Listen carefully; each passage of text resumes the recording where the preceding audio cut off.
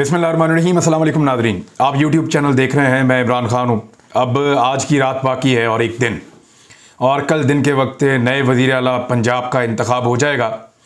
परवेज़ इलाही के इम्कानात बहुत ज़्यादा बढ़ गए हैं। इस वक्त जो इत्तलात हैं, इमरान खान साहब ने भी खिताब किया है पर्ल कॉन्टीनेंटल होटल माल रोड के ऊपर जो है, बिल्कुल ये पंजाब असम्बली से करीब है। यानी अगर वहाँ से बसें निकलें तो 2 मिनट के अंदर पंजाब असम्बली पहुँच जाती हैं, और यहाँ पे ही कोशिश की जाएगी कि अरकान असम्बली को गायब किया जाए। 4 बसों के अंदर सारे के सारे लोग भर के पहुँचाए जा सकते हैं बड़े आराम से, और फिर पंजाब असम्बली के अंदर वोटिंग हो सकती है। ये सूरत हाल बनी हुई है। 186 मेंबर्स इस वक्त परवेज़ इलाही के पास लाहौर के पर्ल कॉन्टीनेंटल होटल के अंदर मौजूद हैं, जबकि PMLN के अपने जो 177 हैं उनमें से भी कुछ कम हो चुके हैं। PTI के कुछ बंदे अगर गायब हुए हैं तो आज़ाद उम्मीदवार उनके साथ आकर जुड़ गए हैं, तो इस तरह उनकी तादाद ज़्यादा हो गई है। जो वज़ीर आला पंजाब बनने के लिए मतलूबा तादाद दरकार है वो परवेज़ इलाही के पास मौजूद है। परवेज़ इलाही को इमरान खान साहब अब तारीफ़ें कर रहे हैं, माजी में उनकी तनकीद भी करते रहे हैं, लेकिन इमरान खान साहब ने उनकी तारीफ़ें शुरू कर दी थी उस वक्त जब वो पंजाब का इलेक्शन लड़ रहे थे, या 2018 का इलेक्शन लड़ रहे थे। वो पहले ही उनके साथ इत्तेहाद में चले गए थे, और परवेज़ इलाही को शहबाज शरीफ से बेहतर वज़ीर आला उन्होंने पहले भी करार दिया था। लेकिन बहुत माजी में आप जाएं तो इमरान खान साहब परवेज़ इलाही पे परवेज़ मुशर्रफ के दौर में तनकीद भी करते रहे हैं। यही परवेज़ इलाही इनको नून लीग ने भी ऑफर किया कि आप वज़ीर आला पंजाब बन जाएं, हम आपको वोट डाल देते हैं। तब ये बिल्कुल ठीक थे, और अब जब इमरान खान की पार्टी इनको वज़ीर आला पंजाब बना रही है तो नून लीग को अब ये अच्छे नहीं लग रहे, और सोशल मीडिया के ऊपर कंपेन की जा रही है। मैं ज़ाती तौर पर परवेज़ इलाही के वज़ीर आला बनने के इसलिए खिलाफ हूं कि उनकी पार्टी से ताल्लुक ही नहीं है, और 10 सीटों के साथ वज़ीर आला पंजाब बनने जा रहे हैं। लेकिन अब ये चॉइस है पाकिस्तान तहरीक इंसाफ की, इसके अलावा उनके पास कोई ऑप्शन नहीं है मेरे ख्याल में। तो पाकिस्तान तहरीक इंसाफ का वज़ीर आला पंजाब जो है वो मेरी नज़र में होना चाहिए था, लेकिन अब ऐसा हो नहीं सकता, और इस नाम के ऊपर सबका इत्तफाक हो गया। इमरान खान साहब ने सबसे बात भी की है। उन्होंने कहा कि काबिल फ़ख्र हैं आप सारे लोग जो 186 लोग वहाँ पर बैठे हुए थे, कि आपने धौंस और धांधली और लालच के बावजूद ना झुकने का फैसला किया। मुल्क को अजीम बनाएंगे, करप्शन से पाक बनाएंगे। फिर उन्होंने याद दिलाया कि 25 मई को ख़वातीन और बच्चों के ऊपर जुल्म किया गया है। इमरान खान साहब उस दिन को नहीं भूल रहे। मैंने आपसे कहा था ना, इसका हिसाब लिया जाएगा। वो तमाम पुलिस वाले, वो ब्यूरोक्रेट्स, उनकी लिस्टें बन चुकी हैं। बड़े अच्छे ब्यूरोक्रेट्स हैं जिन्होंने शहबाज शरीफ की और हमजा शहबाज की खिदमात में दिन रात एक करते हुए पाकिस्तान तहरीक इंसाफ के कारकुनों के ऊपर जुल्म और सितम के पहाड़ तोड़ दिए थे। उनको अगर निशाने इबरत ना बनाया तो ये ब्यूरोक्रेसी और पुलिस आइंदा भी इसी तरह इस्तेमाल होती रहेगी। इन सब के ऊपर इंक्वायरियां बैठेंगी, इन सब के ऊपर जो है वो तहकीकात होंगी, कुछ की नौकरियां चली जाएंगी, कुछ को जो है वो उनकी फाइल्स के ऊपर बाकायदा लिखा जाएगा कि सियासी मकासद के लिए इन्होंने हथकंडे इस्तेमाल किए और पॉलिटिकल एजेंट्स का किरदार अदा किया इन्होंने ब्यूरोक्रेसी में रहते हुए या पुलिस में रहते हुए। और कुछ पुलिस वालों की तो मुझे साफ दिखाई दे रहा है कि नौकरियां ही चली जाएंगी जो शाह से ज्यादा शाह के वफादार बन रहे थे। इमरान खान साहब ने एक और इशारा भी किया है। उन्होंने कहा कि बुज़दार ने कहा था कि जब आप कहेंगे मैं इस्तीफा दे दूंगा। अब इमरान खान साहब यही चाहते हैं परवेज़ इलाही से भी कि जिस वक्त इमरान खान साहब कहें वो असम्बलियां तहलील कर दें, और यह बहुत ज़रूरी है इमरान खान साहब के लिए। वजह यह है कि उनके पास आखिरी हथियार होगा पाकिस्तान में इंतखाबात करवाने का। पाकिस्तान की हालत ऐसी है कि इंटरबैंक में डॉलर जो है वो 230 रुपए क्रॉस कर गया है। स्टॉक मार्केट जो है वो क्रैश कर गई है। लगातार कई दिनों से स्टॉक मार्केट के अंदर लोगों के अरबों रुपए डूब रहे हैं। डॉलर की वजह से लोगों के अरबों रुपए का नुकसान हो रहा है। सिर्फ चंद अरब का इलेक्शन बचाने के लिए और यह कहने के लिए कि पैसा बहुत लगता है इलेक्शन पे, सिर्फ चंद अरब का एक इलेक्शन बचाने के लिए सैकड़ों अरब का नुकसान कर दिया इस कौम का, पाकिस्तान के चलाने वाले ताकतवर लोगों ने। और वो सिर्फ एक बहाना था, इमरान खान को एक्चुअली निकालना था, क्योंकि इमरान खान वो नहीं मान रहा था जो ताकतवर बल्कि उसको कह रहे थे। ना इमरान खान इंडिया के साथ ताल्लुकात को नॉर्मलाइज करना चाह रहा था, क्योंकि उनका यह कहना था कि जब तक के कश्मीर के मामलात को इंडिया वापस 5 अगस्त वाली सूरत हाल से पीछे नहीं ले आता, तब तक तो मैं इंडिया के साथ ताल्लुकात नॉर्मलाइज नहीं करूंगा। वो कहता था मैं अमेरिका को अड्डे नहीं दूंगा, पाकिस्तान को दोबारा एक नई जंग के अंदर नहीं धकेलूंगा। मुझे पाकिस्तानियों की जान की फिक्र है। वो ये कहता था कि हमारा एक कौमी मौक़िफ़ है कि फ़लस्तीनियों की आज़ादी के बगैर हम इसराइल के मामले के ऊपर एक कदम आगे नहीं बढ़ सकते जब तक कि फ़लस्तीन एक आज़ाद और ख़ुद मुख्तियार रियासत के अंदर फ़लस्तीनी सांस ना ले रहे हों। दीगर बहुत सारी चीज़ें थी। इस्लामोफोबिया के ऊपर वो बात करते थे, नामूस रसालत के ऊपर वो बात करते थे, अथॉरिटीज़ बना रहे थे रहमतुल्लिल आलमीन की, और यकसा निज़ाम तालीम देने की कोशिश कर रहे थे।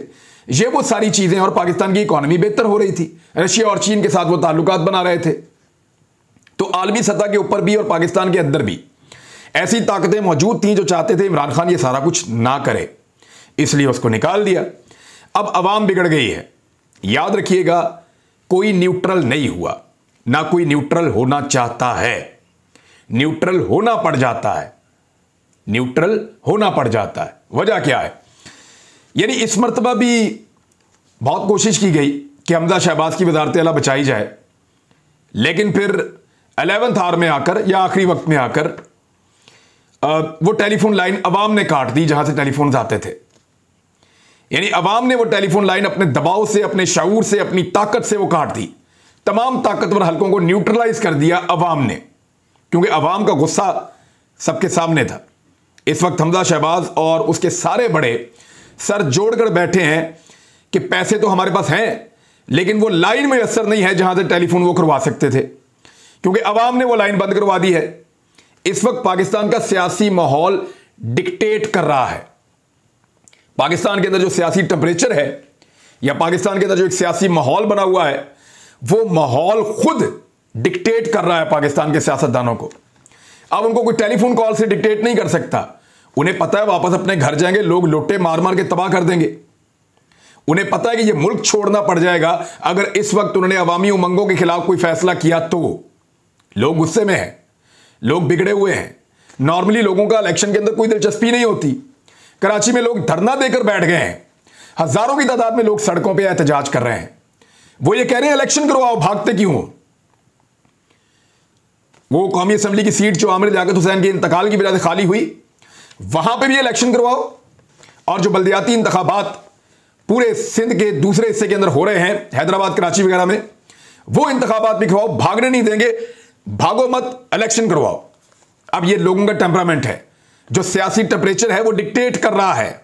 लोग बिगड़ गए हैं और नताइज उसके सामने आ रहे हैं। जो लोटा बना उसके घर के बाहर से लोग हटने को तैयार नहीं है। लोटे लेकर वहां खड़े और तादाद बढ़ती चली जा रही है। इमरान खान साहब लिबर्टी चौक में पहुंचे, वहां किस तरीके से लोग मौजूद थे, पूरे पाकिस्तान में किस तरीके से लोग निकले हैं। लोगों का गुस्सा भी सामने आ रहा है। अब अगर कोई 10-15 अरब रुपया खर्च कर दे, क्योंकि 1 अरब रुपए तक जो है वो ऑफर चली गई है। यानी ये पाकिस्तान तहरीक इंसाफ के रुकन असम्बली रफाकत गिलानी ने 1 अरब 10 करोड़ रुपए की पेशकश का दावा कर दिया है। पाकिस्तान तहरीक इंसाफ के रुकन असम्बली रफाकत गिलानी ने 1 अरब 10 करोड़ रुपए की पेशकश का दावा कर दिया है। उन्होंने कहा कि उनको यह भी कहा गया है कि 1 अरब 10 करोड़ रुपया तुम ले लो, और अगर 5 बंदे ले आओ तो हम 1 अरब रुपया पांचों को देने के लिए तैयार है, और मजीद बंदे भी तोड़ने में हमारी मदद करो। यह चल रहा है। यानी अगर कोई 10-15 अरब रुपए खर्च करके कोई ये कोशिश करता है कि लाइन भी बहाल हो जाए और हमजा शहबाज वज़ीर आला बरकरार रहे, तो याद रखिएगा हमजा शहबाज वज़ीर आला तो बच जाएगा, लेकिन फिर उसके हैंडलर्स और उसके सहूलतकार वो एक ऐसी मुश्किल में पड़ जाएंगे जिस मुश्किल से निकलना उनके लिए नामुमकिन हो जाएगा। शहबाज शरीफ के पास अब क्या रास्ता है? सिर्फ एक रास्ता है। वो रास्ता यह है कि शहबाज शरीफ कहें कौम को कि मैंने मुश्किल फैसले किए, मुल्क को बचाने के लिए किए, और मैं अवाम से माफ़ी मांगता हूं, उनको ये बोझ महंगाई का उठाना पड़ा। इस वक्त पाकिस्तान में लोगों की सूरत हाल देखते हुए पाकिस्तान को एक फ्रेश मैंडेट की ज़रूरत है, एक नए इलेक्शन की ज़रूरत है। तो मैं पाकिस्तान में असम्बलियाँ तहरील करते हुए नए इंतखाबात का ऐलान कर रहा हूँ। लेकिन वो तो इस उम्मीद पे बैठे हैं कि आलमी मंडी में पेट्रोल सस्ता हो जाएगा, आलमी मंडी में कीमतें कम हो जाएंगी, महंगाई कम हो जाएगी, तो पाकिस्तान पे उसका इम्पैक्ट आएगा। और अगर नहीं आता तो कहाँ जाएंगे, कहाँ मुँह छुपाएंगे? ये 5 साल पूरे तो हो ही जाने हैं। अगर मुद्दत पूरी भी कर लेंगे तो अगले साल लोग और गुस्से में होंगे, और ज्यादा दुर्गत बनाएंगे।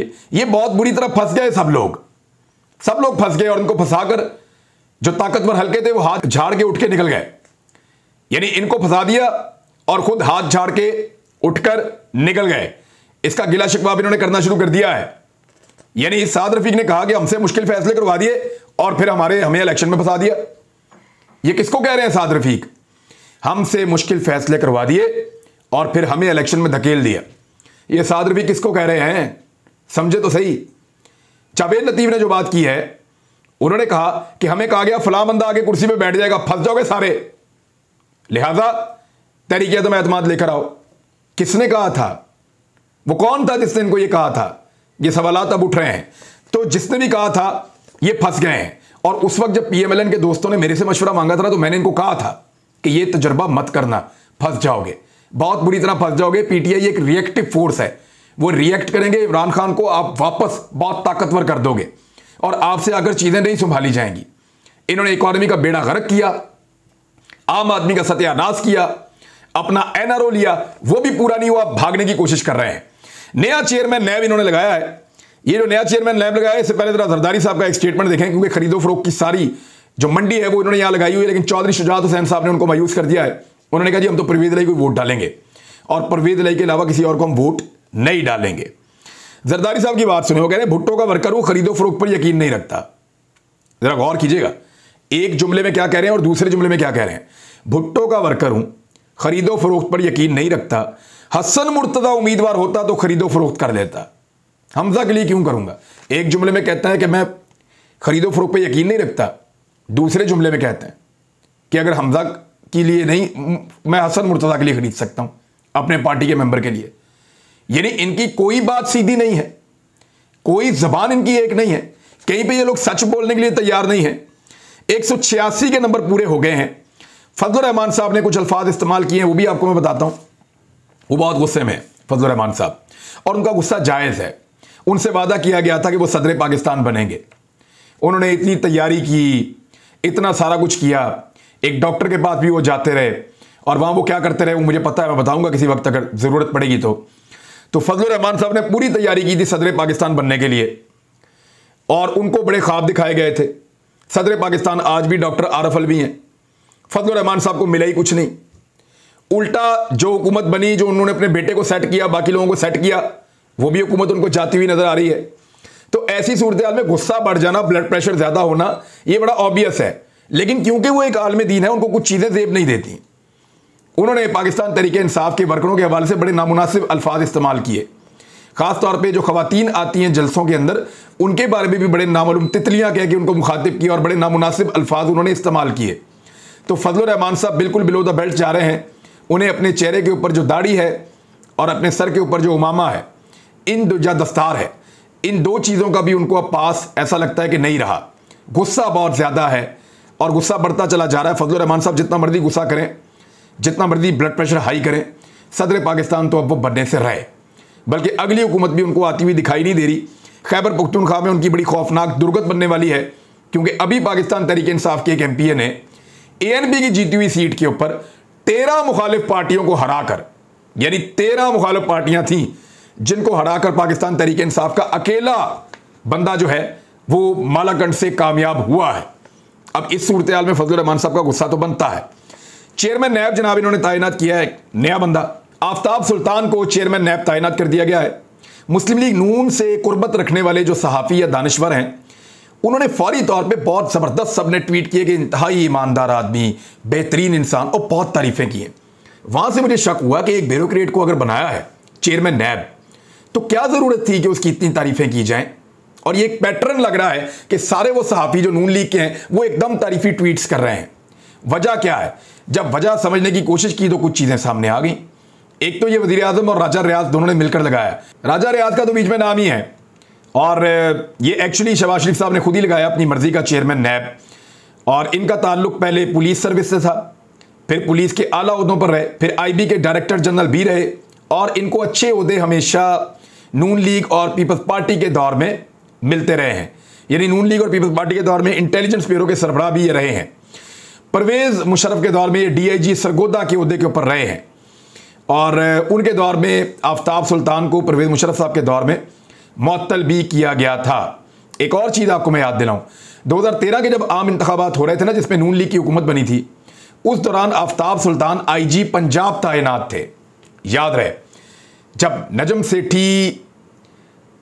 सेठी याद आपको 35 पेंशन वाली बात भी हुई थी, जब नजम सेठी निगरान वज़ीर आला पंजाब था उस वक्त आफ्ताब सुल्तान आईजी पंजाब थे और इन्होंने मिलकर पंजाब के अंदर फिर जितनी खिदमत की थी आपको पता है, PMLN की तो उसका कोई ना कोई तो रिवॉर्ड मिलना था। नवाज शरीफ साहब के शरीक मुलजिम भी रहे हैं, यह भी एक इंकशाफ है। नवाज शरीफ के शरीक मुलजिम रह चुके हैं। दोनों के खिलाफ नैब ने अक्टूबर 2020 में रेफरेंस मंजूर किया था, मगर वो दायर नहीं हो सका। यानी नैब के खुद मुलजिम हैं, यानी इनके ऊपर नैब के अंदर खुद इल्ज़ाम है, नैब ज़दा है और नैब के ही चेयरमैन इनको लगवा दिया गया है।